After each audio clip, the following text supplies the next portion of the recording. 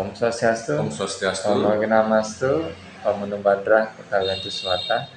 Pemirsa Laboratorium Siaran dimanapun berada, pada kesempatan sore hari ini kita kedatangan seorang narasumber yang sudah tidak asing, sudah sering kita undang. Jadi beliau pelaku bisnis yang dimana tema kita hari ini adalah tentang bisnis talas.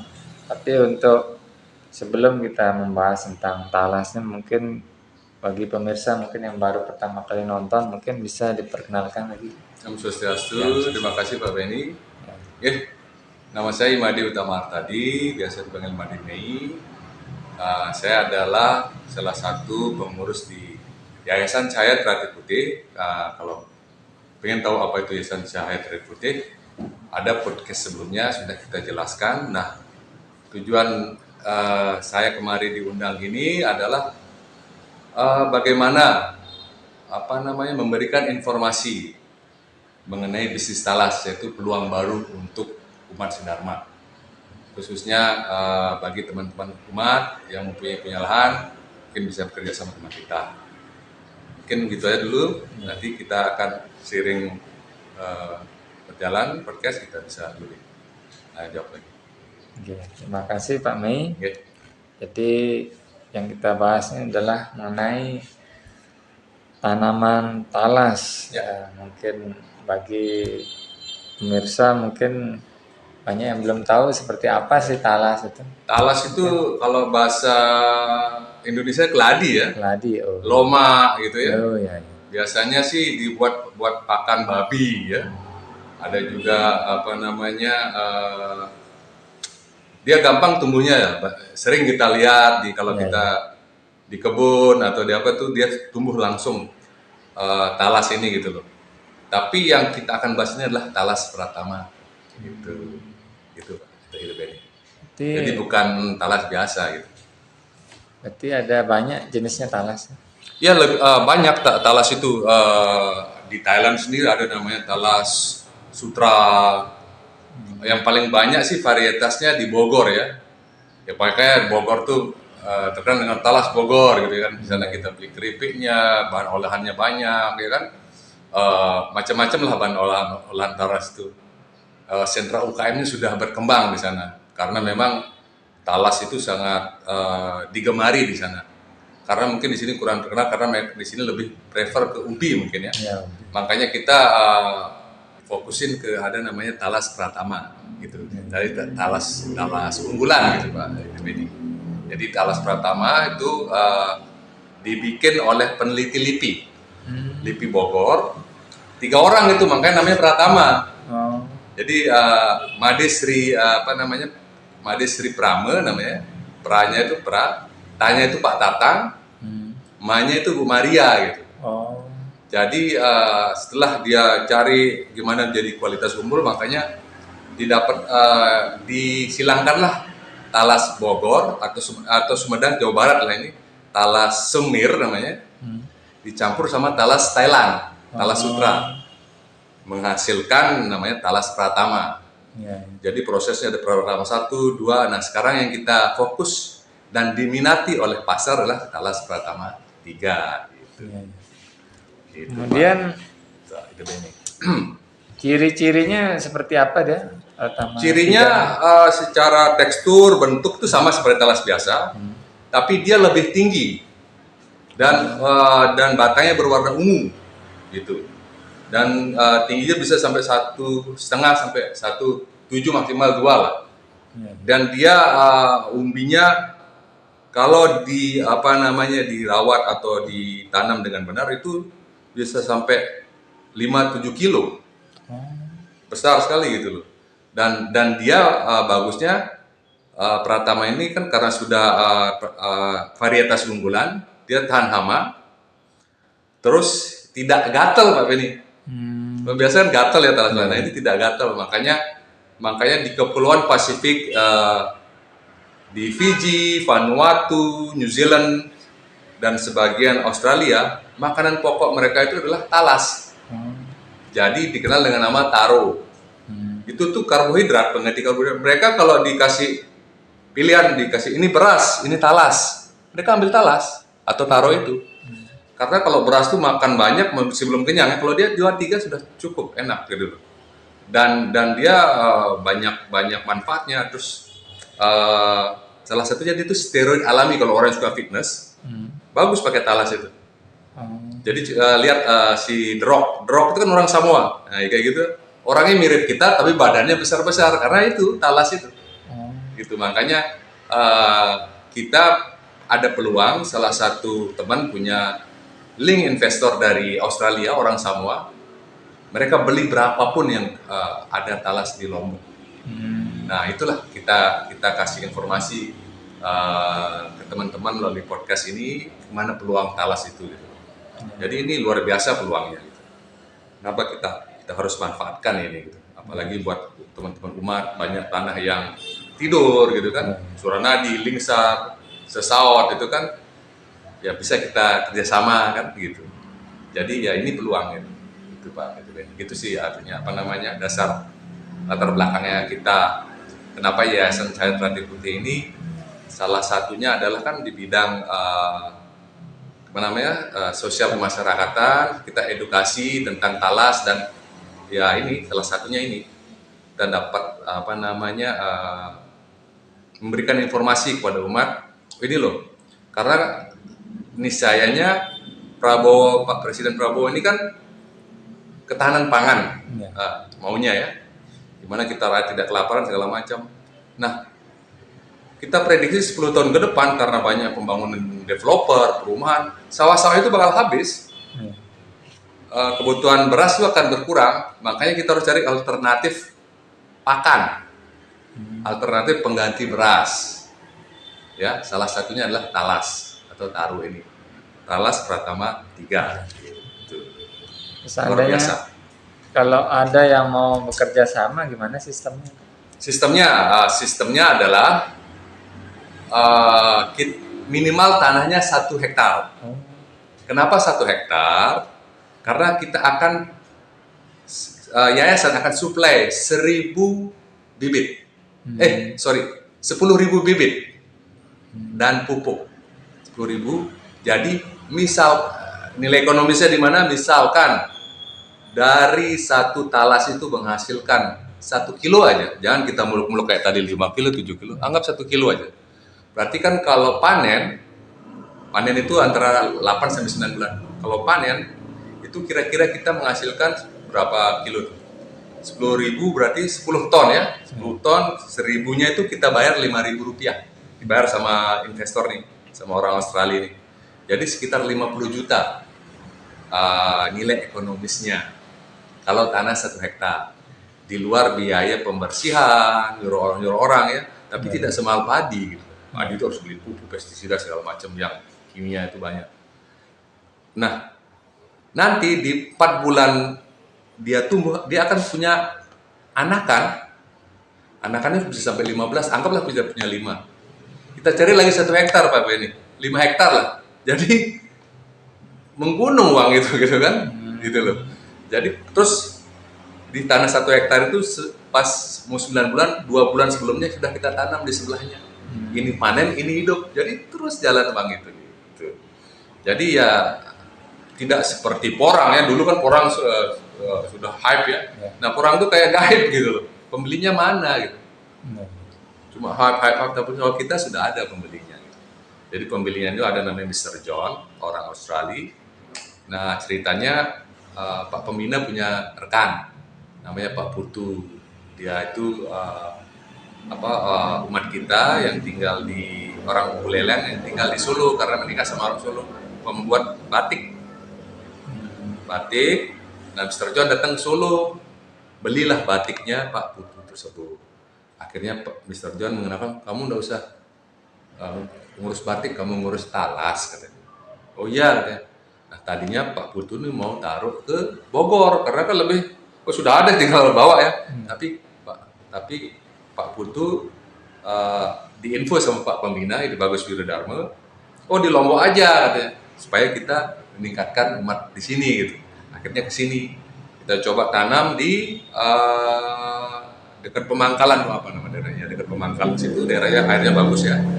Banyak Lingsar, Suranadi, Sesaut, Narmada tuh bagus lah untuk talas ya. Nah itu kita tanam 10.000. 5 bulan Mr. John datang untuk cek. Kita sudah agak takut, cocok nggak Karena tanahnya di sini. Pada saat kita panen, harusnya kan 8 bulan harus panen. Tapi kita tes satu, luar biasa. Dia puas. Jadi Februari ini kita panen perdana. Jadi dia mau 1 minggu itu satu kontainer 17 ton. Tapi kita baru waktu bisa ngasih itu dulu. Jadi kalau petani sekarang kalau belum ada uangnya mereka tidak akan mau. Makanya untuk mengatasi itu kita kerjasama lah gitu. Jadi kita bibit, dia punya lahan ya, 40-40 karena 20-nya masuk ke yayasan gitu. Atau ada apa namanya kerjasama lain silahkan kita bisa negosiasi kok, kita fleksibel gitu. Luar biasa ini ya, peluang. ya, peluang sekali. Kemudian untuk cara menanamnya bagaimana itu? Menanamnya kita umbi yang 10.000 itu sudah kita ngambil dari Bogor ini. Jadi satu umbi itu kita pertama aja beli ya. Karena kan 4 bulan lagi dia punya anak. Satu umbi itu 2.000. Jadi sudah kepotong, set gitu, tinggal tanam. Kita bikin apa namanya 30 cm masukin supaya dia bisa menjadi besar ke bawah. Kita tanam nanti pupuknya tahapnya cuma 3 dalam 8 bulan itu. Satu pembersihan lahan ya, nyangkul terus penanaman pas dasar itu langsung pemupukan pakai pupuk kita organik semua, pohe kambing ya kotoran burung ya, pokoknya organik lah. Setelah itu 3 bulan 4 bulan kita ambilin umbinya yang itu sama motong-motong daunnya, pruning supaya fokusnya ke umbi bukan ke daun. Nanti akan layu dia. Nah itu pemanenan sudah seperti itu aja. Nah investor ini langsung beli di tempat untuk shipping segala macam dia ngurus. Makanya harganya 5.000 dia beli. Ya. Kalau dia beli di Fiji, Samoa nggak mau jual karena dipakai sendiri. Ya. Tapi tetap karena dia maksa, ada yang dia beli itu pakai pesawat dia kirim ke Australia, komunitas Fiji. Itu dia beli dengan harga $4 per kilo. Which is itu 40.000. Beda sekali ya 5.000 sama, tapi dia semua biaya segala macam, biaya impor. Nah, kedepannya kalau ini terus berkembang, kita bisa nego harga. Gitu, Kak. Ya. Simpel sih. Talas itu nggak ada perawatan apa, dia hidup-hidup lah gitu. Talas itu gitu. Dan semua bisa dijual, dan semua bisa dipakai daunnya, batangnya segala macam. Daunnya bisa makan ikan, buat campuran tembakau, rokok gitu bisa. Apalagi umbinya, macam-macam bisa buat apa namanya tepung, kosmetik, ya makan makanan pokok juga, bebetok yang kayak gitu juga, banyak lah. Nah kalau misalnya itu sudah viral ya di Lombok, ya di UMKM kita bisa kayak Bogor gitu, gimana olahan-olahan talas itu, ya apa yang bisa dibikin pakai ubi bisa juga dibuat dengan talas, tapi dengan lebih rasa lebih enak gitu. Jadi kalau kita hitung-hitung nilai ekonomis sama nanam padi, ya lebih enak nanam talas saya gitu. Karena kan padi belum macam-macam lah ya, perawatan air banyak lah. Kalau padi, talas simple. Berarti tidak perlu dikasih pupuk apa segala macam, tidak perlu ya? Lebih bagus, tapi opsional. Itu aja kita target 1 kilo aja itu jadi sudah itu ya. Itu pupuk pertama segala, apalagi di pupuk kita otomatis itu. Alam semesta nggak akan bohong lah itulah. Pasti kita akan lebih gitu.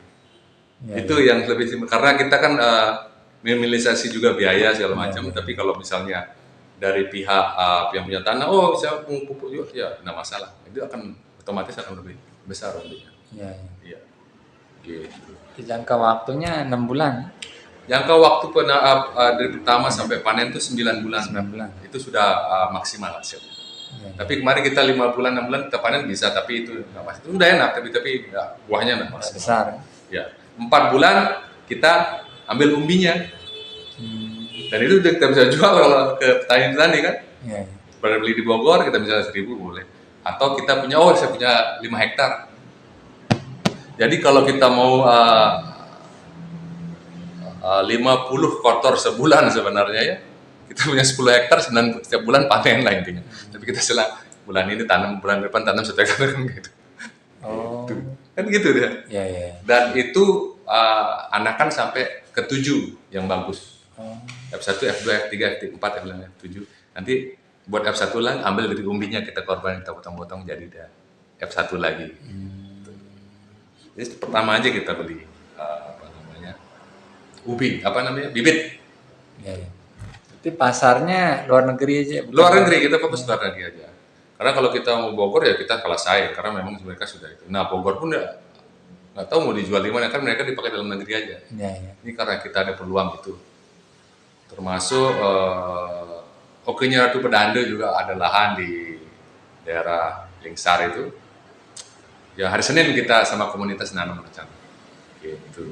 Ya, beliau tertarik, beliau sudah oh ya ini bagus, coba dulu di lahan Tiang, Tiang, kita coba dulu 1.000 bibit, beliau punya sekitar 9 ar.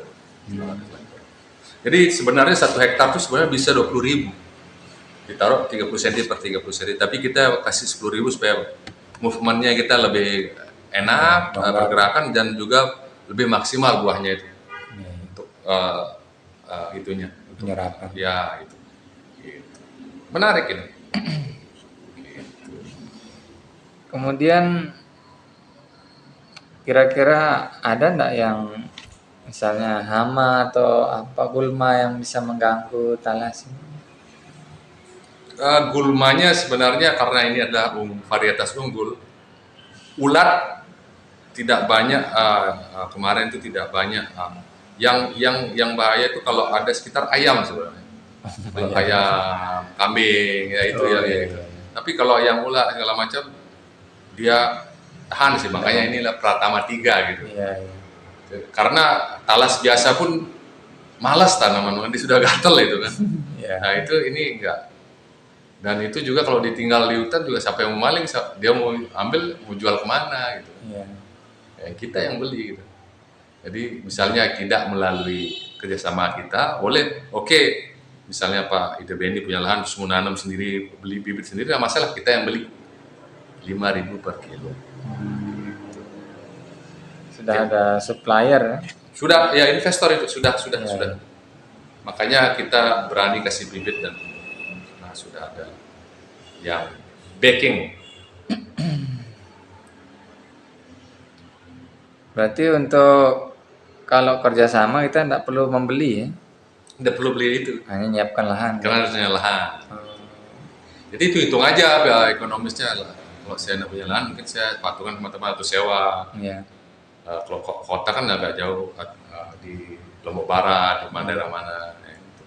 Atau punya teman di Pemda, mungkin bisa tanya lahan tidurnya yang mana lebih murah sewanya gitu. Nah itu yang kita bisa manfaatkan. Atau umat kita banyak sekali. Kemarin pengusaha yang datang di gala dinner BDDN kan, itu lumayan, mereka punya banyak lahan. Cuma mereka belum tahu informasi ini. Jadi kalau itu bisa disosialisasikan, dimulai dari mungkin Pak Ide Beni juga bisa tertarik, atau kumpul berapa orang, itu menjanjikan ya. Daripada bisnis lain, karena pembelinya sudah ada. Kecuali kita tidak punya pembeli, mungkin kita mikir-mikir juga mau jual kemana. Gitu. Untuk Februari dia datang panen depan. Seandainya ada yang tertarik ini, minimal berapa are disiapkan lahannya? Kemarin kalau Ratu Pedanda itu karena request beliau ya. Ya kalau mau hasilnya maksimal ya 1 hektar gitu. Ya. Karena kita akan drop 10.000 bibit. Itu ya 90-an 80-an lah mendekati kan bisa kita. Ya dan idealnya kebunnya ini ada sinar matahari langsung gitu. Gitu. Kayak sawah itu ya. Lebih maksimal gitu. Tapi yang kemarin yang di itu juga hidup, tapi lebih maksimal lagi kalau dia seperti itu. Terus untuk ownernya nggak perlu dia kerja apa ikut? Ya, kalau itu kan dia punya penyakap, makanya kita bagi Oh hasilnya iya itu. iya. Gitu. Dan tidak ada apa yang mau dibersihin, paling ya daun nanti pemotongan nggak terlalu ribet, nggak kayak padi, Iya. gitu loh. Jadi kira-kira biaya yang dikeluarkan ya mungkin ya pertama kan penanaman. Kita butuh 3-4 orang lah Iya. buat nyangkul ya. Ya kita kasih lah misalnya 200 per orang atau 100 per orang ya, orang-orang kampung itu ya. Pasti mau deh untuk nanam kan 1 hektar nggak begitu luas juga nanam. Iya. Kedua, pas pemotongan bibit kasih lagi kan, anggaplah budget, anggaplah paling besar-besar 3 juta 6 lah ya, mau panen, mau potong itu, ya anggaplah 20 lah, ya 30 masih worth it lah, 1 hektar, Ya. itu kalau 1 kilo, kalau dia 2 kilo umbinya, kan 100. Iya. Kalau ada 3 kilo, wow kan gitu. Nah, kita nggak tahu. Iya. Iya. Itu dengan paling kecil kita prediksi 1 kilo. Keuntungannya. Ya. Menarik Pak Benny, benar. Iya. Iya. Kalau ada teman patungan, kita misalnya lahan setahun 5 juta lah, maksimal 10 lah. Lebih dari itu nggak masuk di hitungan ekonomis. Iya. Jadi cari lahan yang tidur 10 juta. Setahun kita sewa, dokumennya bulanan, tapi setahunan. Jadi Yang hektaran. di patungan 3 orang, enak. Ya, peluang bisnis. Ada pelabu-pelabu pura itu kalau mau dimanfaatkan juga bisa. Iya, banyak anggur. Betul. Ya, Agung mungkin bisa koordinasi juga. Banyak di Orang nonton tuh. gitu Pak Benny. Menarik ya. Nah, kemudian untuk manfaatnya konsumsi talas nih apa namanya? Sebenarnya inti yang paling dasarnya itu pengganti nasi. Ganti nasi ya. Dia karbohidrat, segala macam. Tapi dia tidak menyebabkan diabetes. Dia itu apa namanya steroid alami gitu ya, buat pembesaran badan itu ya. Itu karena dia seratnya tidak banyak gitu. Kalau nasi kan memang tidak berserat tapi tingkat itunya tinggi kan, apa namanya, yang menyebabkan diabetes apa gitu tuh ya, gitu. Gula ya. Gula ya, gula. Kalau ini tidak gitu. Ya makanya kita kalau alternatif beras kan banyak, ada sagu, ada jagung. Sagu kan bagus sebenarnya, tapi kan kira-kira tidak terbiasa. Ya. Nah kalau talas ini kan orang lama-lama mungkin akan terbiasa karena enak, memang sudah kita coba. Karena mengganti kebiasaan dari nasi menjadi beras itu susah. Tapi mulai ke depan mungkin bisa. Talas itu kan kalau mereka kan ayam ada talas, mau mengganti nasi aja. Dan itu dua tepih itu aja sudah kenyang gitu. Apalagi dibikin keripik tuh. Apalagi dibikin keripik, kan sudah ada sekarang di Indomaret juga produksinya. Dan semuanya bisa laku, daunnya buat rokok. Kalau mereka ngandelin tembakau aja besar biaya produksinya, itu dicampur sama talas. Tapi pembelinya ada kalau Ya sudah itu makanya kita bilang sudah itu ya, karena kita jamin ya, ya. ada. Kalau mau lihat nanti Februari kita panen pertama, beliau akan datang. Februari tanggal berapa? Februari Valentine kayak. Oh, no. Kayak tanggal 18 ya apa? Ya pertengahan lah. Pertengahan Februari beliau datang. Yang lahan di mana ini? Lahan di itu yang di dekat Pemangkalan itu. Oh, Pemangkalan. Tapi Januari ini beliau juga datang untuk liburan lah. Dan sekaligus untuk nanam talas. Nanam yang benar, sebenarnya kita udah tahu, tapi dia mungkin pengen liburan aja. Demo gitu. Ya, ini nih caranya gitu. Karena kita sudah ada dapat tempat lah ya. Ya, ya. Di daerah-daerah apa namanya, Saut ada. Akan kita bisa tanam nanti. Dan yang si John ini mau datang gitu. Untuk itu. Ini pertama kali ya bisnis talas. Panen perdana. Ya, ya. Dan permintaan dia berapapun bisa beli karena dibutuhkan. Orang sana nggak bisa makan, karena kita nggak ada nasi nggak makan, ya. Karena dia nggak ada talas nggak makan. Iya, iya. Gitu. Peluang ini. Dan dia tidak mau menjual ke Australia. Saya buat makan sendiri aja susah kan gitu kan. Saya beli saham di sini gitu. Iya, iya. Makanya yang dia ekspor itu ya cuma berkurang sebenarnya. Makanya dia merambah ke Indonesia. Jadi nanti untuk perdana ini panen kita sudah sewa pendingin, truk pendingin, masuk ke pendingin, jalan dari Lombok ke Surabaya. Di Surabaya kapalnya shippingnya Mr. John sudah ada, langsung ke Australia. Beku dia kan. Tapi dia yang nanggung nanti biaya. Iya, makanya harganya 5.000. Iya, iya. Kalau kita cuma nanggung ya bisa nego. Iya, Karena di Australia aja $4, iya. 40.000 sekilo. 40.000 kali 10 ton dong. Hancur mina harga uang kita. Kalau izin-izin dia nanggung juga. Iya, makanya kita bayar cash and carry ini. Panen plak bayar. Bayar mentah aja ya. Bayar. Iya. Tuh, ribet-ribet. Potong dia bersih. Bungkus plastik kirim masuk pendingin. Tapi enggak ada cek-cek apa-apanya dulu. Apa? Kualitas. Dia datang kan? Oh. Tapi kemarin pas dia panen ke yang 5 bulan itu oke sudah. Udah oke. Udah oke sudah. Udah kita makan. Enak, saya juga senang. Itu Mas taruh sih bilang. Talas itu cuma santan kara dia masak. Cocol itu lah ya. Itu sudah enak. Coba kita beli di online. Umbi talas pertama kita lihat ya berapa harganya. Kalau dijual pasar di umbi talas. Pertama. Nah kayak gini model umbinya. 20.000 ini Pak. Wih. Lumayan. Iya. Sekilo. Udah potong bersih ya. Karena beli kuantitasnya biji ya. Nah, dengan saya jual ke Bogor 20.000 ini 5.000 ya, tapi kita harus ribuan gitu. Makanya kedepannya kita modelnya gini. Iya, iya. Nah pohonnya ungu dia talas pertama itu. Loma. Oh tinggi sekali Pak itu ya. Oh Iya, iya. ya. Bisa lihat ya.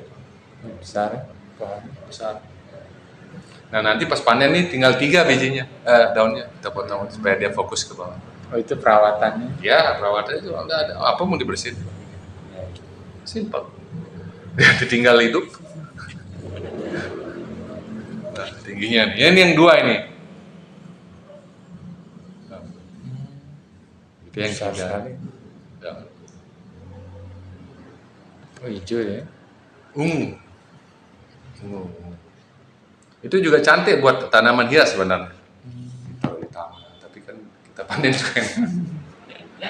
Taruh di polybag gitu bisa. Iya. Polybag, gitu, yang 50 liter itu kan enak. Bisa. Buat sendiri gitu. Iya, betul. Liburan. Iya. Panen makan tiap hari. Ya jadi pemirsa, jadi udah terasa waktu kita sudah setengah jam bahas tentang talas ini. Mungkin dari Pak Mei ada pesan-pesan atau yang disampaikan. Swastiastu. Terima kasih Pak Ida Beni. Ya. Untuk teman-teman dan rekan Umat Sedharma, mari kita lihat peluang bisnis talas niki. Jadi bisnis adalah sangat menjanjikan karena kedepannya dalam 10 tahun ke depan banyak sekali lahan pertanian atau untuk padi itu yang akan berkurang karena masifnya pembangunan perumahan segala macam. Nah kita membutuhkan suatu alternatif pengganti beras. Salah satunya talas Pratama, khususnya talas Pratama 3. Dan satu lagi, talas ini adalah siap untuk diekspor. Berapapun Anda punya, kita siap beli. Dan harga Rp5.000 1 kilonya. Dan untuk yang mau bekerjasama memiliki lahan yang tidur yang ingin minimal 1 hektar, bisa kerjasama, bisa patungan teman-teman punya 1 hektar, silahkan menghubungi saya di 0821 4785 3654. Nanti kita bicarakan teknisnya. Gitu. Jadi mari bangkit umat, ekonomi umat dengan Talas Pratama, dengan Yayasan Cahaya Trati Putih. Om Santi Santi Santi. Oh, bisa. Jadi itu bagi para pemirsa yang tertarik untuk berbisnis yang lahannya nganggur, tapi bisa dihubungi, bisa dihubungi. Nomornya ada juga di deskripsi ya. Semoga dengan adanya peluang-peluang ini bisa meningkatkan taraf ekonomi kita. Jadi saya Ida Bagus Beni Swedi Pramana sebagai host mohon berdiri apabila ada salah kata, salah ucap, sama maaf. Untuk Pramana Santi. Om Santi Santi.